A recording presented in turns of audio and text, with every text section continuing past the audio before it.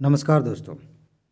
हम एक सीरीज़ चला रहे हैं टॉप 300 की यूपीएससी प्रीलिम्स 2022 के लिए। इस सीरीज़ के जो टॉपिक्स हैं वो आने वाले एग्ज़ाम्स के लिए भी इम्पॉर्टेंट हैं। इसमें हम सिर्फ उन टॉपिक्स को ले रहे हैं, सिर्फ 300 टॉपिक्स को, जो हमारे लिए बहुत ही ज़्यादा इम्पॉर्टेंट हैं। यहाँ से क्वेश्चंस अक्सर पूछे जाते हैं और आगे भी पूछे जा सकते हैं, इस बार भी पूछे जा सकते हैं। आज का हमारा टॉपिक है आधुनिक भारतीय इतिहास के तहत 1940 से 1947 तक। क्या है इसमें? देखिए, इसका मूड समझ जाइए। एकदम स्पष्ट होने लगा था धीरे धीरे अब 1940 तक आते आते कि अंग्रेज अब भारत को छोड़कर जा सकते हैं।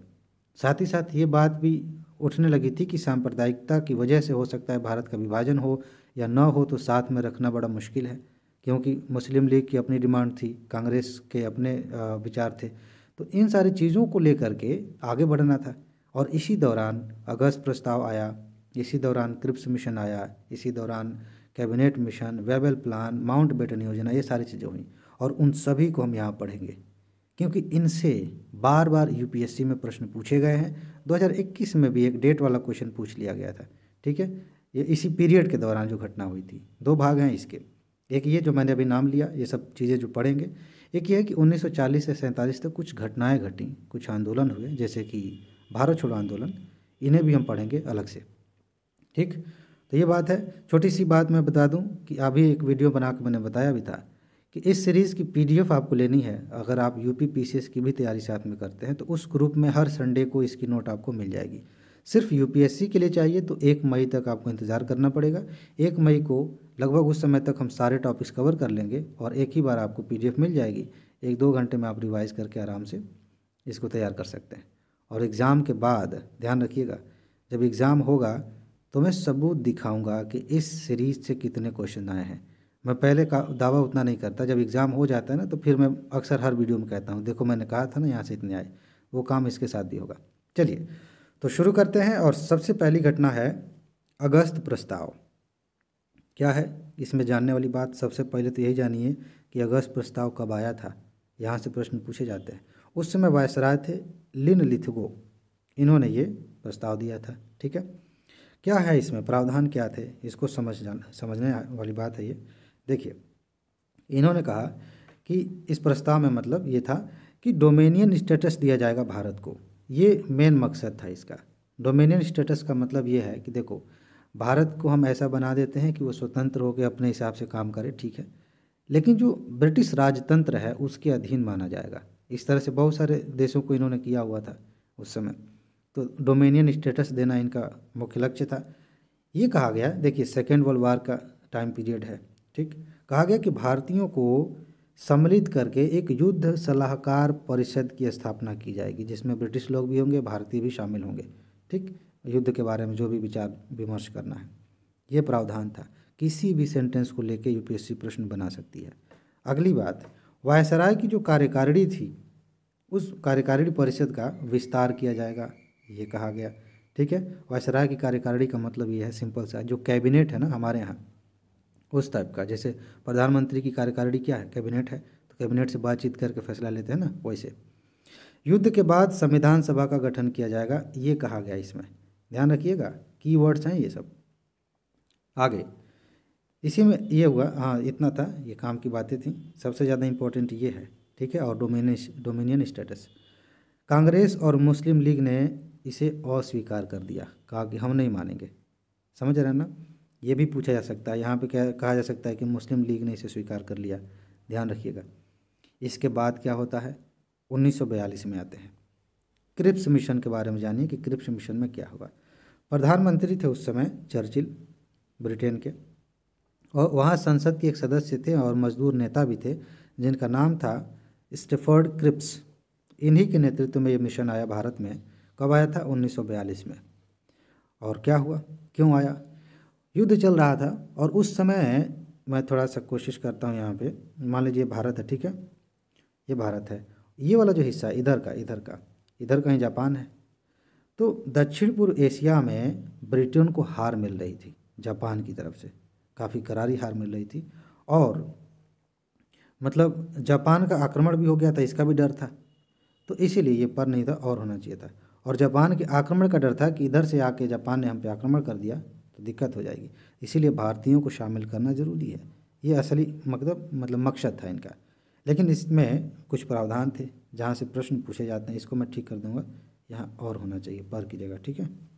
ये वाला प्रावधान देखिए, ये भी वही बात कह रहे हैं कि डोमिनियन का दर्जा मिलेगा आपको, डोमिनियन आप समझ गए हैं। इसके साथ भारतीय संघ की स्थापना की जाएगी, जो ध्यान से समझिए, जो राष्ट्रमंडल के साथ अपने संबंधों के निर्धारण में स्वतंत्र होगा। राष्ट्रमंडल भी एक कंसेप्ट है, ठीक है, जो एक तरह से कहें कि मित्र देशों को मिला करके ये किया गया। बेसिकली क्या है ना, समझिए थोड़ा सा, ब्रिटेन ने पूरी दुनिया पर राज किया लगभग, ठीक। कहा जाता था कि सूर्यास्त नहीं होता इस साम्राज्य का। तो धीरे धीरे जब उनके छूटने लगे, एक एक देश आज़ाद होने लगे, तो उन्होंने अलग अलग कंसेप्ट निकाले, जिसमें से एक है राष्ट्रमंडल। वो ये कहते हैं कि भाई हमारे मित्र जैसे हैं, हमारे फैमिली के हिस्से जैसे हैं, तो राष्ट्रमंडल के आप सदस्य हैं। उसमें अलग तरह के संबंध होते हैं, जैसे मतलब विदेशी संबंध स्थापित करते हैं ना, थोड़ा सा अलग होता है। तो ये राष्ट्रमंडल वही शामिल हैं ज़्यादातर जो कभी पहले उपनिवेश रहा करते थे, अब आज़ाद हो गए हैं। लेकिन ज़रूरी नहीं है कि इसमें सिर्फ वही हैं, एक दो सदस्य वो भी हैं जो पहले उपनिवेश नहीं थे लेकिन इसमें शामिल हैं, ठीक। तो इन्होंने कहा कि राष्ट्रमंडल में जो हमने शामिल किया है भारत को, तो ये चाहें तो उससे अलग भी हो सकते हैं, मतलब उसके निर्धारण में स्वतंत्र हैं, चाहे तो उसमें रहें चाहे न रहें, और अंतर्राष्ट्रीय निकायों में भी अपनी भूमिका खुद तय करेंगे। आपने सुना होगा कि लेबर एसोसिएशन है, जो लेबर क्या अंतर्राष्ट्रीय श्रम संगठन ऐसे करके, अंतर्राष्ट्रीय आईएलओ है, 1919 में बना, और भारत जो है उसका संस्थापक सदस्य है। तो कुछ लोगों को ताज्जुब होता है कि अरे उस समय तो हम आज़ाद ही नहीं थे, तो संस्थापक सदस्य कैसे बन गए। बन ऐसे गए कि उस समय हमारी जो सरकार चल रही थी, अंग्रेज़ों के अधीन थे हम, तो उस हिसाब से हमने शामिल मतलब होने का फैसला किया था। हम परतंत्र होते हुए, उपनिवेश रहते हुए शामिल हुए थे, ठीक। तो इन्होंने कहा कि आप अंतर्राष्ट्रीय निकायों में अपनी भूमिका तय कर सकते हैं। अब तक हमने जहाँ जहाँ आपको शामिल किया है, आप चाहें तो उसमें शामिल रह सकते हैं, चाहें तो उससे बाहर आ सकते हैं, ठीक।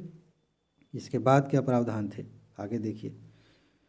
युद्ध के बाद, युद्ध जब ख़त्म हो जाएगा, देखिए बैकग्राउंड में युद्ध चल रहा है, सेकेंड वर्ल्ड वार चल रहा है। युद्ध के बाद संविधान सभा का गठन किया जाएगा, इसके बारे में बाकायदा बात की गई, ठीक।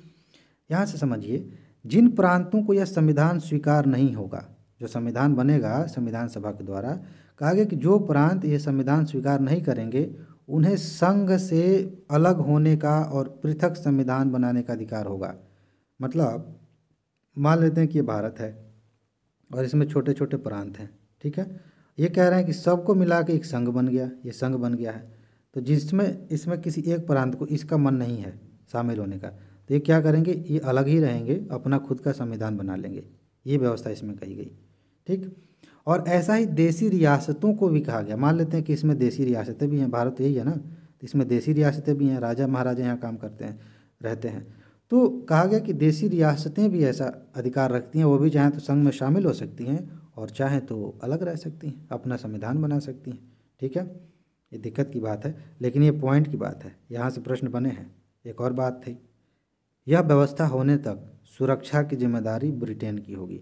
यह व्यवस्था कौन सी, ये ऊपर वाली, कि एक संविधान सभा बनेगी, उसमें जो है संविधान बनेगा, ये सब बातें, संघ बनेगा, तब तक सुरक्षा की जिम्मेदारी किसकी है, ब्रिटेन की।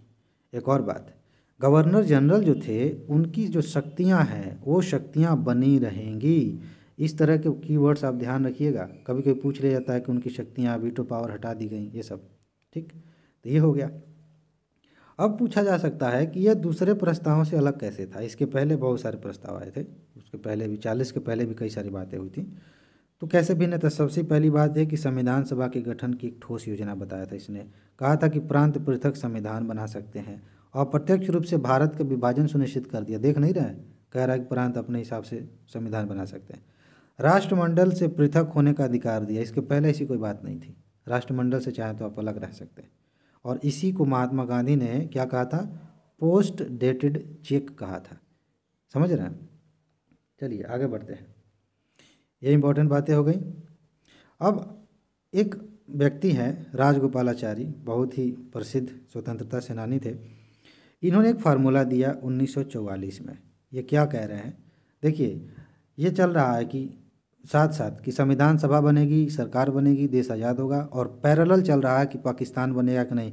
ये क्वेश्चन पूछा जाता है कि पाकिस्तान मतलब एक घोषणा अपनाई गई मुस्लिम लीग द्वारा पाकिस्तान के लिए 1940 में। देखिए, जहाँ से हमने अभी कहानी की शुरुआत की है वहीं 1940 में ही लाहौर अधिवेशन हुआ था मुस्लिम लीग का, और जिन्ना साहब उसके वो थे, क्या कहते हैं, ये अध्यक्ष थे। तो उन्होंने क्या किया कि कहा कि हम पाकिस्तान का प्रस्ताव अपनाते हैं कि हमें पाकिस्तान चाहिए। अभी मैंने एक शब्द कहा जिन्ना साहब, कुछ लोगों को देखिए, हम पढ़ाई कर रहे हैं और पढ़ाई में हमें कभी भी कुछ छोटी छोटी चीज़ों को लेकर के ऐसा एक तरफा नहीं हो जाना चाहिए कि हम तो राष्ट्रवादी हैं। जिन्ना को साहब, आज आज़ादी से पहले जितने लोग हमारे देश में थे उस समय, चाहे जिन्ना हो, गांधी जी हों, सब हमारे लिए स्वतंत्रता सेनानी थे। आज़ादी जब हो गई, अलग देश बन गया, तो उसके बाद से वो अपने देश के जो हैं, ठीक है। तो कुछ लोगों को ऐसा लग सकता है कि हम कहाँ ऐसे बोल रहे हैं, इसलिए कह रहा हूँ ना, क्योंकि हमारे यहाँ का माहौल कुछ ठीक नहीं चल रहा है आजकल। खैर, तो गोपालाचारी ने फार्मूला दिया कि अगर देश आज़ाद होता है और कुछ ऐसी परिस्थितियाँ बनती हैं तो क्या किया जाएगा। इसका गांधी जी ने समर्थन किया था। यहाँ से क्वेश्चन बन सकता है, ठीक। कहा गया कि देखो, जनमत सर्वेक्षण करा लिया जाए। जनमत सर्वेक्षण कि मतलब लोग वाकई विभाजन चाहते हैं कि नहीं चाहते हैं, और विभाजन की स्थिति में क्या होगा, जो आवश्यक विषय हैं जैसे कि प्रतिरक्षा है, यहाँ कमा होना चाहिए, वाणिज्य है, संचार है या आवागमन है, इनके बारे में दोनों के बीच संयुक्त समझौता, दोनों का मतलब पाकिस्तान अगर बनता है तो पाकिस्तान और भारत के बीच में इन विषयों पर समझौता हो जाए, ठीक। साथ ही साथ इन्होंने ये कहा कि जो बात मैं कह रहा हूँ ना, ये विभाजन होने के बाद लागू होगा। तो काफ़ी विरोध हुआ इनका, लोगों ने कहा कि हमको अच्छा नहीं लग रहा, ये सब नहीं करना, आज़ादी हमें विभाजन के साथ नहीं चाहिए, ठीक। तो उसको हटा दिया गया। इसी के साथ देसाई लियाकत समझौता हुआ। देसाई साहब थे कांग्रेस की ओर से, लियाकत साहब थे मुस्लिम लीग की ओर से। तीनों ने ऐसे ही कैबिनेट में मिले, ऐसे बात हुई, फिर उन्होंने सोचा कि एक प्रस्ताव लेके आते हैं। तो इन्होंने वो किया, मतलब कैबिनेट में नहीं मिले, आपस में मिले, ठीक। तो इन्होंने क्या किया कि अंतरिम सरकार के लिए एक प्रस्ताव रखा। अंतरिम सरकार का मतलब यह है कि प्लानिंग चल रही थी कि जब आज़ाद भारत होगा उसके पहले सरकार चलाने के लिए कोई होना चाहिए ना, तो एक टेम्परेरी सरकार होनी चाहिए कि आज़ादी के बाद चुनाव होंगे, फिर नॉर्मल फॉर्मल तरीके से चीज़ें होंगी, लेकिन उसके पहले अंतरिम सरकार का गठन होना था। तो इन्होंने इसके लिए प्रस्ताव दिया था। पूछा जा सकता है कि लियाकत, देसाई लियाकत समझौता का संबंध किससे है, ठीक, ये ध्यान रखिएगा। इसके आगे, कांग्रेस और मुस्लिम लीग दोनों केंद्रीय विधानमंडल से अपने समान सदस्यों को नामित करेंगे, ये कहा गया। कांग्रेस और मुस्लिम लीग दोनों क्या करेंगे, केंद्रीय विधानमंडल से अपने समान सदस्य नामित करेंगे। और एक और बात, सदस्यों में जो सदस्य होंगे ना, उनमें 20% स्थान अल्पसंख्यकों के लिए आरक्षित होंगे। ये इनका प्लान था कि अंतरिम सरकार कैसे बनेगी, इससे संबंधित ये है। आगे बढ़ते हैं। वेबल प्लान आया। वेबल प्लान से खूब क्वेश्चन आते हैं, ध्यान से देखिए क्या है वेबल योजना। 1945 की बात है। कहा गया, जब तक नया संविधान ना बने वायसराय की कार्यकारिणी के पुनर्गठन का प्रस्ताव पेश किया गया। कहा गया कि ऐसा है, संविधान बनने में लग रहा है थोड़ा टाइम लगेगा, तो जो वायसराय की कार्यकारिणी है, मतलब मंत्रिपरिषद कह लीजिए, कैबिनेट कह लीजिए, उसका पुनर्गठन किया जाए, ठीक है। और इसी उद्देश्य से, ये गलत हो गया, जून में शिमला सम्मेलन बनाया गया, ठीक है। इसको मैं ठीक कर दूंगा पीडीएफ में। तो वेबल ने, यहाँ वेबल होगा, जून में शिमला सम्मेलन बुलाया। कब? जून 1945 में। इसमें क्या बातें थीं, प्रावधान क्या थे, यहाँ से प्रश्न बनते हैं। कहा गया कि अपवाद स्वरूप गवर्नर जनरल और कमांडर इन चीफ को छोड़कर गवर्नर की कार्यकारिणी के सभी सदस्य भारतीय होंगे। ये कैबिनेट मान लेते हैं। इसमें 2 व्यक्ति हैं विदेशी, मतलब ब्रिटेन की तरफ से, और बाकी जितने हैं वो सब भारतीय हैं, ठीक है। ये इसमें प्रावधान था। एक और बात, परिषद में हिंदू और मुसलमानों की संख्या बराबर 50-50%, ये भी ध्यान रखिएगा, ये रहेगा। एक और चीज़ की गई, जो पुनर्गठित परिषद होगी, ठीक है, उसमें मतलब 1935 के अधिनियम के ढांचे के तहत अंतरिम सरकार के रूप में काम करेगी। 1935 में जो अधिनियम बना था उसी में एक बताया, उसमें भी तो कल्पना की गई थी ना परिसंघ की, तो उसी के तहत जो है अंतरिम सरकार के रूप में काम करेगी, यही अंतरिम सरकार बन जाएगी, ठीक है। आगे यहाँ से क्वेश्चन बनता है कि गवर्नर जनरल का वीटो पावर बना रहेगा, यानी कि पूरे सारे भारतीय रहें, हिंदू मुस्लिम सब मिलके ये सलाह देंगे गवर्नर को, और गवर्नर कह दें कि ना हमको पसंद ना आया, तो बात खत्म हो जाएगी। तो वीटो पावर बना रहा, बात तो वही होगी ना। इसके बाद एक और चीज़, युद्ध के बाद नए संविधान का निर्माण शुरू होगा, ठीक है। ये सारे प्रावधान इसमें थे। थोड़ा और आगे बढ़ते हैं, और उसके बाद आता है कैबिनेट मिशन। कैबिनेट मिशन कब आया? 1946 में। क्या है भाई, देखते हैं इसमें कैबिनेट मिशन में क्या बातें थी। पहली बात ये कि पाकिस्तान जो हो रहा था ना, तो इसने कहा कि ना पाकिस्तान कुछ नहीं बनेगा, सब एक के साथ रहेंगे। तो पाकिस्तान की मांग को अस्वीकार कर दिया, ठीक है। इसके बाद प्रांतीय विधानसभाओं का 3 समूहों में विभाजन किया गया। यहाँ से क्वेश्चन आता है, 3 समूह बनाए गए प्रांतीय विधानसभाओं के। कार्यपालिका और व्यवस्थापिका का 3 स्तरीय विभाजन कर दिया गया, केंद्र स्तर पे, प्रांत स्तर पे और समूह के स्तर पे। यह भी पूछा गया है। और संविधान सभा बनेगी, सबसे इम्पोर्टेंट, संविधान सभा बनेगी और आनुपातिक प्रतिनिधित्व प्रणाली के तहत उनका चुनाव होगा। समझ रहे हैं, सिंपल सा। ये कहा गया कि 10 लाख लोगों पे एक आदमी चुन के आएगा संविधान सभा में। और उसकी जो प्रणाली है, मैंने एक दिन आपसे कहा था कि ये first past the post system क्या होता है, आनुपातिक प्रतिनिधित्व प्रणाली क्या होती है, ये चुनाव की अलग अलग प्रणालियाँ हैं। इनको आप एक बार समझ लीजिए, आगे काम आएगा, ठीक है। अब देखिए, निर्वाचक मंडल में भी 3 वर्ग बना दिया। कैसे? एक वर्ग हिंदू का हो गया, एक मुस्लिम का, एक अन्य का हो गया। ऐसे निर्वाचक मंडल में भी 3 वर्ग। ये निर्वाचक मंडल कौन सा है? संविधान सभा के लिए, संविधान सभा में जो चुनाव होकर आना था, जो लोग आएंगे उनके लिए। ब्रिटिश भारत और देशी रियासतों को मिलाकर भारतीय परिसंघ बनाया जाएगा। ब्रिटिश भारत का मतलब क्या है कि भारत का वो हिस्सा जिस पर अंग्रेजों ने कब्जा किया था, और देशी रियासतों का मतलब ये है कि वो हिस्सा जहाँ पे अभी इनका कब्जा नहीं था या अप्रत्यक्ष रूप से कब्जा था, और यहाँ पे राजा अपने हिसाब से शासन चलाते थे। तो इनको मिलाकर के भारतीय परिसंघ बनाने की बात इसमें की गई थी। चलिए आगे बढ़ते हैं। कहा गया कि सत्ता हस्तांतरण के बाद भारतीय राज्यों से संबंधित सर्वोच्च शक्ति ना तो इंग्लैंड के पास होगी और ना ही भारत के पास रहेगी। तब किसके पास रहेगी भाई? कहा गया कि भविष्य में संविधान सभा से बातचीत करके तय किया जाएगा। संविधान सभा तय करेगी बाद में ये सर्वोच्च शक्ति किसके पास रहेगी, ठीक। एक और इम्पॉर्टेंट बात, यहाँ से यूपीएससी ने क्वेश्चन पूछा है एक बार। प्रांतों को, जो प्रांत थे, जैसे अभी के हिसाब से आप देखें ना, तो यहाँ कहने का मतलब केंद्र में दिल्ली सरकार है, ओवरऑल देश की सरकार, और प्रांत मतलब जैसे कि यूपी, बिहार, मध्य प्रदेश, इस तरह से। तो प्रांतों को पूर्ण स्वायत्तता और अवशिष्ट शक्तियाँ दे दी गई। अवशिष्ट शक्ति का मतलब समझ ही रहे हैं, जैसे एक सूची ये है जिसमें केंद्र सरकार कानून बनाती है, एक सूची ये है जिसमें राज्य सरकार बनाती है, और जो बातें रह गई जो किसी सूची में नहीं है उनको अवशिष्ट कहते हैं, वो फिर यहाँ आ जाएगी। जो बातें इधर नहीं शामिल हैं उन पे प्रांत विषय, मतलब उस पर कानून बनाएंगे उन विषयों पर, ठीक।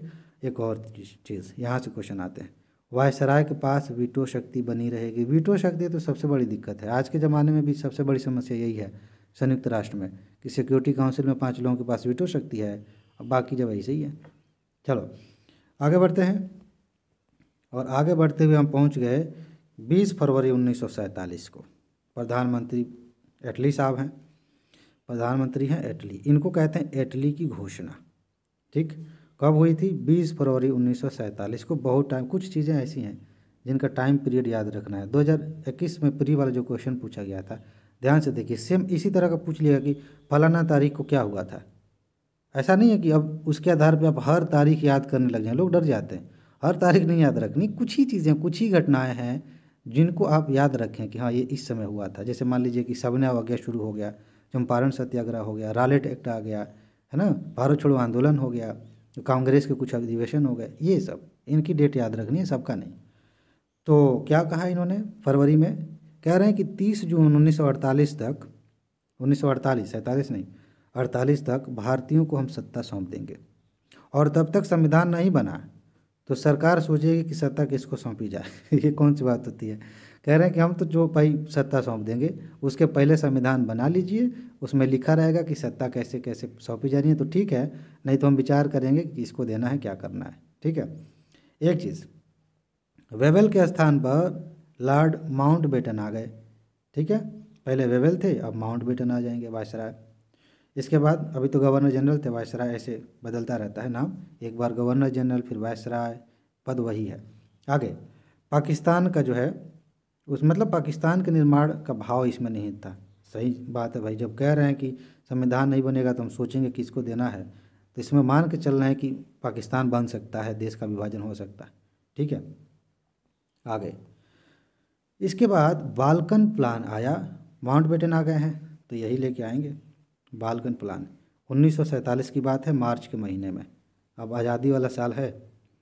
इसे डिकी बर्ड प्लान भी कहते हैं। डिकी बर्ड प्लान पूछ लिया जाए, एक बार पूछा गया है कि डिकी बर्ड प्लान कौन लेके आया था, तो माउंटबेटन साहब उसमें हैं, बाकी 2-3 ऑप्शन और भी हैं।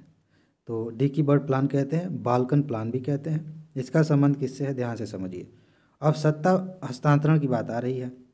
कह रहे हैं कि सत्ता हस्तांतरण जो है ना वो पृथक पृथक किया जाए, यानी कि शक्तियां जो हैं वो पृथक पृथक, कहने का मतलब पाकिस्तान भी और भारत भी। या ये कह रहे हैं कि सत्ता हस्तांतरण से पहले यदि परिसंघ का गठन हो जाए, यानी मान लेते हैं कि सब मिलकर साथ में रहेंगे, गठन हो जाए, तो उसके साथ ही इसमें यह भी प्रावधान था कि बंगाल और पंजाब इनको बंटवारे के लिए जनमत संग्रह का विकल्प दिया जाए। ठीक है, यानी कि प्रांत भी मिल जाएं, देशी रियासतें भी मिल जाएं, संघ बन जा रहा है परिसंघ, इसके बावजूद हम बंगाल से कहेंगे, पंजाब से कहेंगे, वहाँ के लोगों से, क्योंकि यहाँ पे ही जो है विभाजन की ज़्यादा लहर चल रही थी। आप देखिए पूर्वी पाकिस्तान बना, इधर वो पाकिस्तान बना, तो कहा गया कि जनमत संग्रह का विकल्प दिया जाएगा कि वो मतलब क्या चाहते हैं। आगे देशी रियासतों के साथ, ध्यान से देखिएगा, देशी रियासतों के साथ विभिन्न समूहों को यह छूट होगी कि वे भारत या पाकिस्तान में सम्मिलित होना चाहते हैं या स्वतंत्र रहना चाहते हैं। ये बात सुन के ना नेहरू का दिमाग खराब हो गया, तो उन्होंने बहुत तीखी प्रतिक्रिया दी कि ये क्या तमाशा चल रहा है, तो उन्होंने क्या किया, ये प्लान त्याग दिया। ठीक है, आगे बढ़ते हैं, आगे बढ़ते हैं और हम आ जाते हैं फिर माउंटबेटन अपने नाम से, मतलब माउंटबेटन योजना इसको कहते हैं। उन्होंने एक प्लान पेश किया फिर से दोबारा। देखिए आप ध्यान से पढ़ेंगे ना, इतिहास को आज जो पॉलिटिकल सिस्टम आपको समझाने की कोशिश करता है उसे समझेंगे तो कुछ नहीं समझ में आएगा। इतिहास को इतिहास की तरह समझने के लिए आपको काफ़ी चीज़ें गहराई से पढ़नी पड़ती हैं।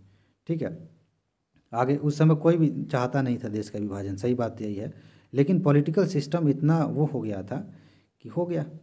ठीक है, मुस्लिम लीग को छोड़ के, मुस्लिम लीग तो चाहते ही था कि हम अलग बन जाएं, लेकिन कांग्रेस की ओर से बहुत शायद ही किसी के दिमाग में ये था कि भारत का विभाजन होना चाहिए। चलिए भाई, तो माउंटबेटन योजना आ गई और 3 जून को 1947 को ये योजना आई।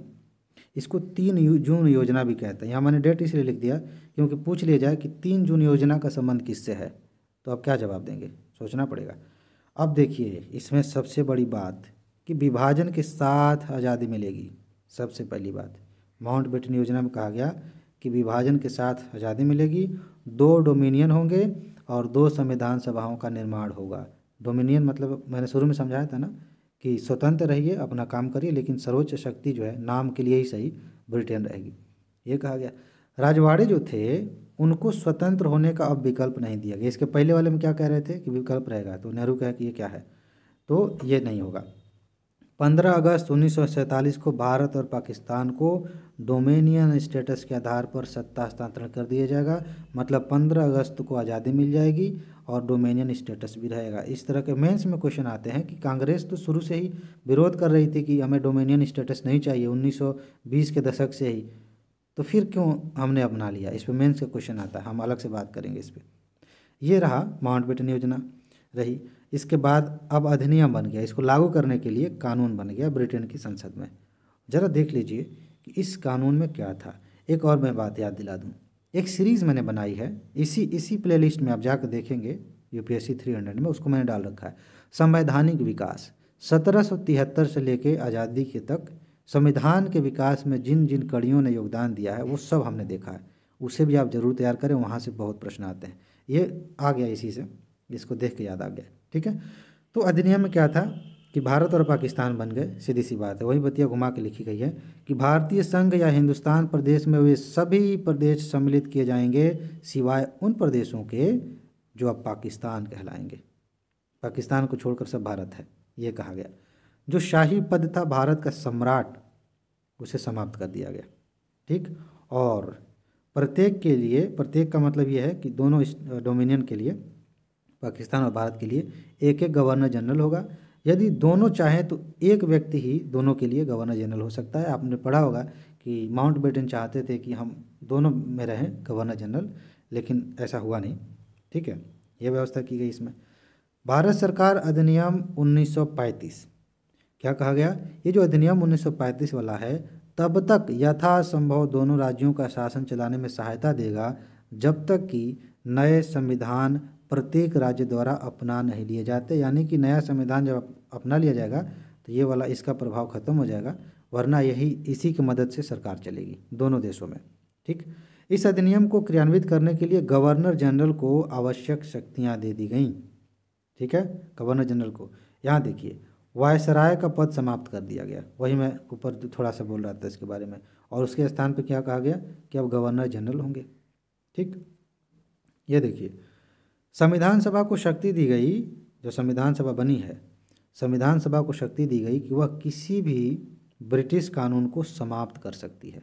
जो भी कानून हम पे लागू हैं ब्रिटेन की संसद द्वारा बनाए गए, उसे संविधान सभा खत्म कर सकती है। भाई हमारा नया कानून बन रहा है, संविधान बन रहा है, तो हमारी मर्जी जो चाहे हम लिखें। ठीक, और इस कानून के तहत ब्रिटेन में, इस कानून का मतलब 1947 वाला अधिनियम, ब्रिटेन में भारत सचिव का जो पद था, ये मैंने डिस्कस किया वहाँ पे कि ये कब बनाया गया, क्यों बनाया गया। इस पद को समाप्त कर दिया गया और इसकी सभी शक्तियाँ राष्ट्रमंडल के मामलों के सचिव को, राज्य सचिव को दे दी गई। ये भी इम्पॉर्टेंट है। ठीक है, कि उस समय जो भारत सचिव की शक्तियाँ थीं वो किसे दे दी गई इस कानून के तहत। ये रहे इम्पॉर्टेंट टॉपिक्स, ये इम्पॉर्टेंट घटनाएं हैं। यहाँ से क्वेश्चन पूछे जाने की संभावना है। आप इसे बार बार देखिए। पीडीएफ आपको लेनी है। अगर आप साथ साथ यूपीपीसीएस की तैयारी करते हैं तो आपके लिए अभी तो बहुत अच्छा चांस है, आप अभी से हमसे जुड़ सकते हैं। सिर्फ यूपीएससी के लिए चाहिए तो आपको 1 मई तक इंतज़ार करना पड़ेगा। लेकिन आप खुश रहिए, अपना ख्याल रखिए, मस्त रहिए। आगे मिलते हैं। नमस्कार।